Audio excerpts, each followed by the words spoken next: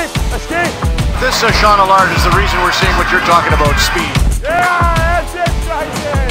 That's it, nice.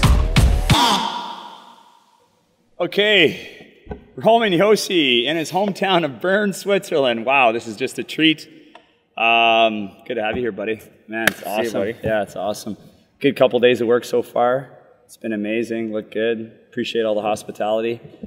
I appreciate you been spending some time with us. Just to chat about what this means to you, and in your hometown, in this beautiful building, post-finance arena. This is where it all started for you. Tell me a little bit about how it started for you, and how it all happened. Well, I grew up like 5 minutes away from here, so this was the only team I played for in juniors, and I started when I was 4. My brother started playing hockey actually, and then I just watched his practice, and I liked it, wanted to go play too, and just went through juniors here in Bern, played in this rink a lot of times, a lot of games, and then I played 3 years pro here too before I came over. Yeah, and I mean, for the people who are not from Europe, I mean, this is one of the biggest clubs, if not the biggest club in all of Europe. I mean, it's like an NHL atmosphere in here, right? Yeah, it is. I mean, the crowd is amazing. You see all the standing room they have. People are standing the whole game. They're just singing, chanting, and it's really loud. It gets really loud in here, and it's definitely a great rink to play at. Yeah. Do you think that helped you a little bit with your transition to play in the minors? And I remember when you and I first kind of started with Nashville, and I remember the first year in the minors, and then getting called up to Nashville right away pretty much. I know you had a little bit of injuries. You had some concussion injuries early in your career, which was a little bit of a setback, and I remember talking about those with you, and a little bit of disappointment, but I think through all those obstacles and through that patience, right, you've shown as a young player really helped you to be the player that you are today. Yeah, I mean, I think Milwaukee was a great year for me. I mean, it definitely helped playing against men here, but it's still a different game with the smaller ice rink and everything, and there's a lot of things I had to learn, the different style of play. Smaller rink, you got less time, so Milwaukee was a great experience for me. Had a lot of good coaches, especially you, obviously. Yes, you're too kind. But no, it was really good for me, and like I said, I learned a lot. Got adjusted to the North American game, just the life too. First time living away from home, so it was a great year for me. Yeah, I was thinking about the playoff run, and. I mean, an exciting time in Nashville. I think the atmosphere in Bern here, when I come and watch a game here, kind of reminded me a little bit about what goes on in Nashville, and the whole world got to see it. We knew it firsthand for so many years. From for me coaching the organization, for you playing in the organization, is how loud those fans are and how passionate they are. But tell me a little bit about the run and what you thought about it, and how that's maybe impacted your summer training, and maybe also what it meant to you, and what you think we can see in store for Nashville's team next year. Well, I think it was obviously a great experience for us, and I think for the whole city of Nashville. Like you said, we always knew our crowd is loud and passionate, and I always thought it's one of the loudest rinks in the NHL. And I mean, playoffs are crazy in Nashville. People are. I mean, in the finals, people were standing the whole game. Nobody was sitting down. The energy in the building was unbelievable. I never been part of any sporting event with that much energy in the building. And for us as players, it was great to have the support of the whole city, and you knew the whole city's behind you. Yeah, they're passionate, and it was so much fun, obviously. Yeah. They say the 7th man in Nashville, you really feel that's important. All the guys seem to say the same thing. It really does give you that extra jam, that extra little juice, right? It's awesome. Yeah, it does, for sure. I mean, our record in the playoffs was pretty good at home too, and we love playing in our home rink. I mean, especially in the playoffs, I think teams know how loud it gets, and it gives us that extra boost that you need from the fans, and just the whole energy. And then I think everybody's saying the same thing on our team. We love playing in Nashville. Had a great run. Pittsburgh's a great team. Congratulations to them to win. Work with a lot of guys on their team as well. Both teams are so fast. When I was watching, when after Nashville won the second round, I brought the whole family down, and we took the mini down from Ottawa, Canada, and rented a house in Nashville and wanted to be part of the whole thing. Obviously, working with so many guys from Nashville's organization. Pittsburgh was great, but just watching the final was I was just impressed with just how fast the game was and how skilled the game has gotten. What do you think? What do you think's moving? What do you think's trending in the game? And what do you think you see as maybe from a younger player that you came in now that you're 27 years old and you came in as a young player, and how's the game maybe changed? And what do you see with those great teams? Those teams are really going to contend for the Stanley Cup every year. The teams are going to be in the top 5, 6, 7, 8 teams in the league. What do you see the trends are, and how does it maybe change from when you broke into the league? Well, I think the main thing is speed. I mean, that's what we want in our team, and that's what Pittsburgh certainly does too. And it's just it's not like necessarily like every guy has to be the fastest skater, but like it's the team speed you play at, and just getting pucks up quick and transitioning. And I think that's what we did well, and that's what Pittsburgh does so well. They transition quick, and that's when you get caught as the other team. And I think it's the whole speed of the game is faster than it was even 6 years ago when I came into the league. And it's just I think it's going in that direction. It's way more about speed than I think it's the main thing. Honestly, I think it's the biggest thing right now to have a lot of speed, and that's how teams are successful. I have there's no doubt about it. I mean, you've established yourself as one of the best defensemen in the league. I mean, you've been Norris Trophy candidate. You've been an NHL All-Star. You've done a lot of great things. MVP of the World Championships when you played for Switzerland. I mean, you've been a really, really good performer, a very consistent one. What do you think in terms of speed, and what are you doing right now in the off season? What are some of the things that you're doing? What are some of the training you're doing to try to stay on that upper edge? And how do you think speed is being developed in the league right now? Like, you think of yourself in your game. Is it coming off your outside edge? Is it changing speed? Is it slowing things down, and then is it regrouping? Is it creating space? What are some of the things that you try to work on in the off season, and then also what are some of the concepts that you're trying to apply in your game to try to maybe jump into holes or to try to create that speed differential in games? Well, I think one of the things, because guys are so much faster, especially those young guys coming up too. It's there's so many great coaches out there now. Like things like the stuff you do. Like you develop them young. You start learning them the right things, how to skate, how to stay balanced, how to use your edges, and I mean that's definitely a thing. That's probably more than when I was younger.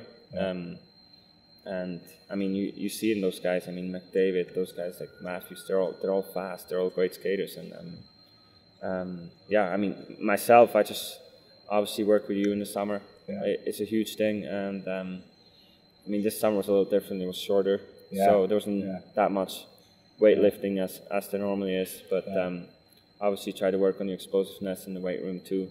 Yeah. But I think the main thing is what you do on the ice, especially knockouts. You have some time to yourself, and like I said, work with you on those things, on your edge work, and just give you that extra. That extra little boost to make you a little faster, a little quicker. You think maybe some of the training for off season training is maybe trending towards? It seems like it's been a trend with all the guys that we've been able to work with. It seems that more and more players want to get on the ice a little earlier. Certainly, it's a little different for you guys this past year because you guys went so far and went to the finals. But it seems like guys are wanting to be on the ice more. It seems like a guy like Connor McDavid, who I've done some work with. I mean, there's no question that.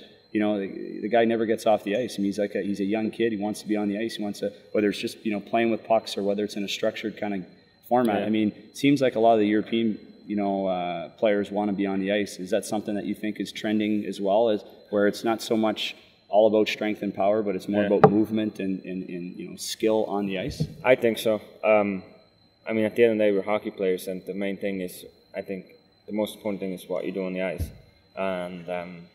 I mean, the weight room is obviously important. You got to stay in shape. You got to be strong. But I think throughout the year you don't have a lot of time to work on those things because you have team practice, you have system practice, and throughout the year you're in the winning business, right? You got to win games, and that's the most important thing.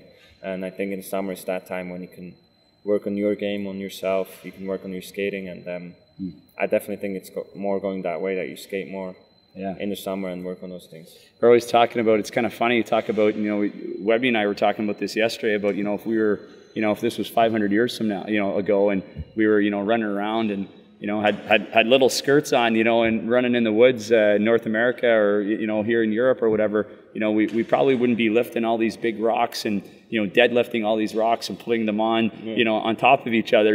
We'd be probably, jumping on top of the rocks and running and trying to stay on balance and trying to, shoot our bow or something like that off the run to try to just survive and eat and be able to, just basically survive. And I think that's kind of the same kind of thing. You look at those athletic bodies way back in the history of time, and they weren't power lifters, or they weren't guys that are spending all this time in the gym, but they were actually perfecting their craft, and their craft was survival.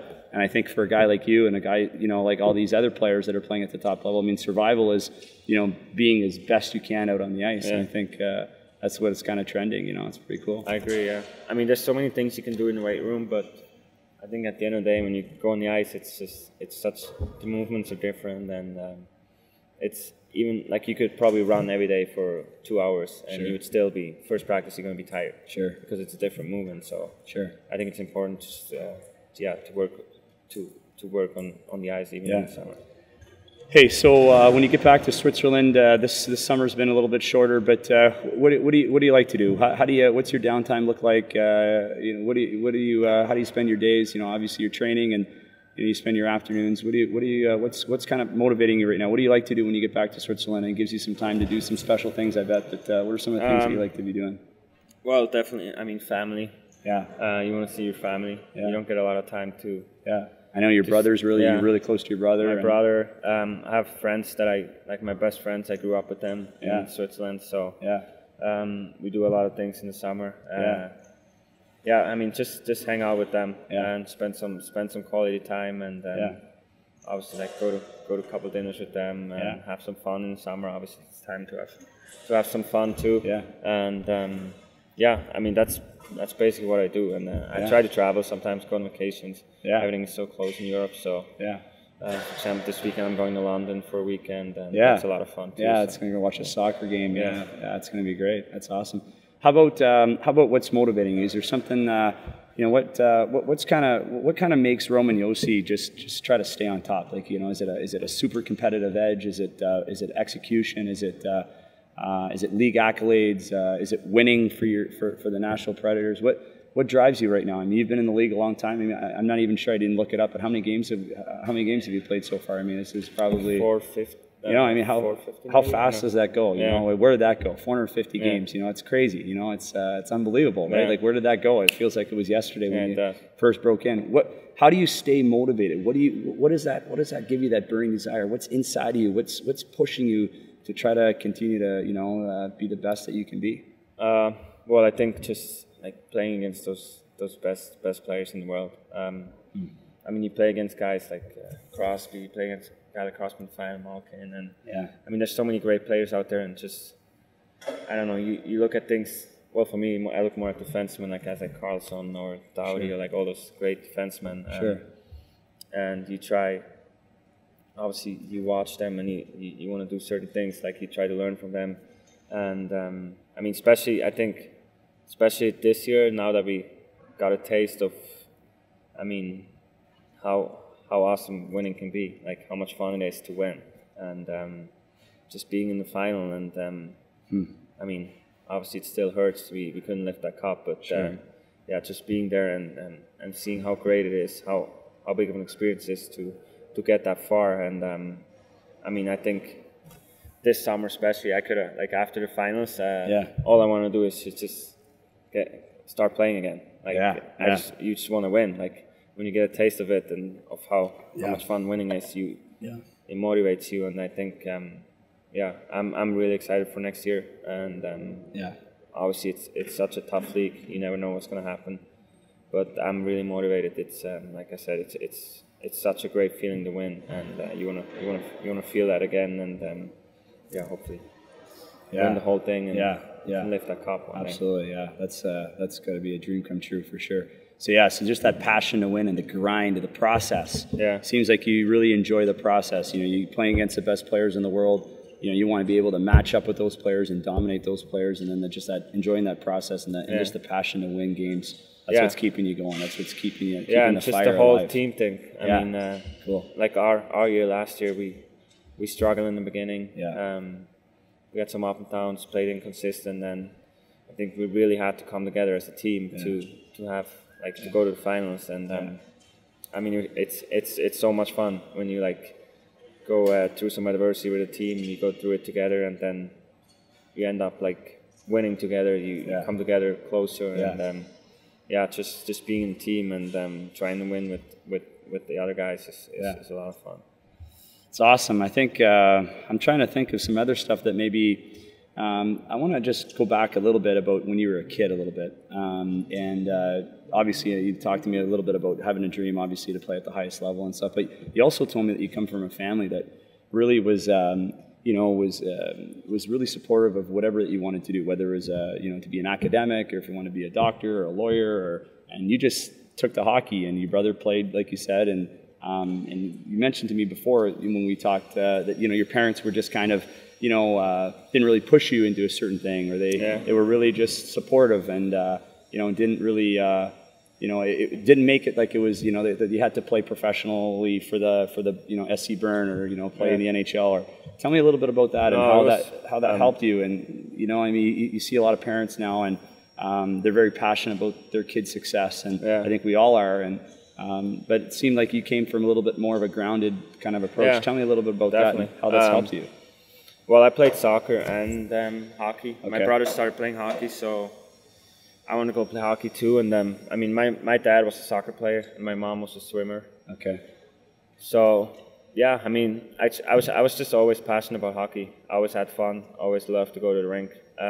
My brother, for example, he didn't want to go play hockey anymore when he was 14. He just wanted to do something else, wanted to have fun with his friends. And I mean, for my parents, that wasn't a problem at all. They were, you got to do whatever is fun. And it was, my parents never, like you said, they never pushed me to go to play hockey. They just always wanted me to have fun, and I think that's really important. But they also supported me with everything I did. They were always there for me and supported me, and because they knew I had fun with it, so they supported me. And I mean, it was great, and they still do. I still talk to my parents a lot about certain things, and it's always nice to, you can trust them 100%, and they always want the best for you. And for me personally, I mean, it was great. I mean, like I said, I got to enjoy it. There was no pressure from my parents. They wanted me to be happy and do whatever is fun for me, and I always had a lot of fun playing. Hey, do you still do you chat with anybody after games or before games? A lot of guys are either chatting with their mom or dad maybe before a game, after a game. Is that something that you do? I know. I guess it's kind of hard maybe with the time zone difference and stuff like that. But it's not easy. But my mom watches every game live, so she gets up at 2 a.m. and watches every game. Is that right? Yeah. That's awesome. Yeah. My dad watches them before work. He records them and then gets up a little early and watches the whole game. Yeah. So they both watch all the games, and my mom normally sends me a text after every game. It's funny. It's my mom. She knows a lot about hockey now. Yeah. She's been watching a lot of games. Exactly. So, she knows how you play too, right? Yeah. She knows me. So it's funny. She sends me a text after every game. She's really into it. So that's awesome. But I chat to my dad too. Yeah. We talk at least. Obviously the time change. It's not that easy. We don't talk every day, but we talk a lot too. And it's just good. It's just good to hear from them too. And see what they're thinking. Yeah. Hey, tell me about the parents' trips. Those are something that's always fun. And the mums and dads. In Nashville, they have the dads' trip. Do they have the mums? No, the mums just dads. Yeah. Those are awesome, eh? And those are fun. Yeah, they're a lot of fun. Yeah. We always enjoy it.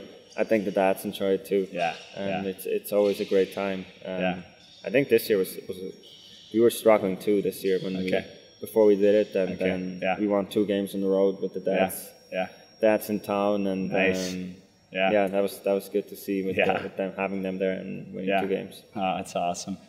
Well, listen, I think it's been good chatting with you. I think this has been really good, and I think we've covered kind of all the things that we want to talk about. And I think what we're trying to do here is trying to give some information to young people, and and have a passion to grow young people. How about a last thing is how do you stay even keel throughout the season? Like, you know, how do you?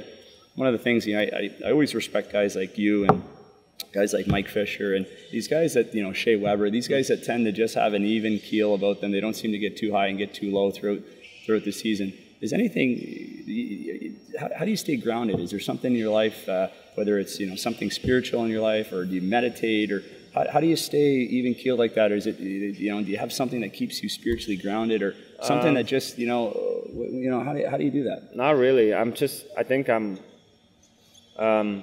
I mean, you play so many games.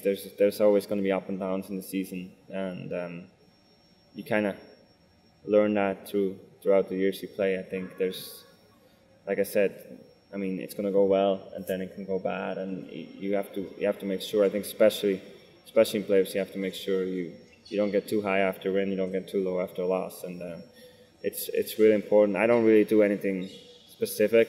I think I'm pretty good at, when I leave the rink, at just trying to, like, sometimes I think you just have to shut off your brain and think about something else, and you wash it away. It's kind of over, and I mean, it's hard sometimes. You have a bad game. It's hard to, like, you don't think about it. It's hard not to think about it, but yeah. I mean, I just try to go home and like just get your mind off hockey a little bit.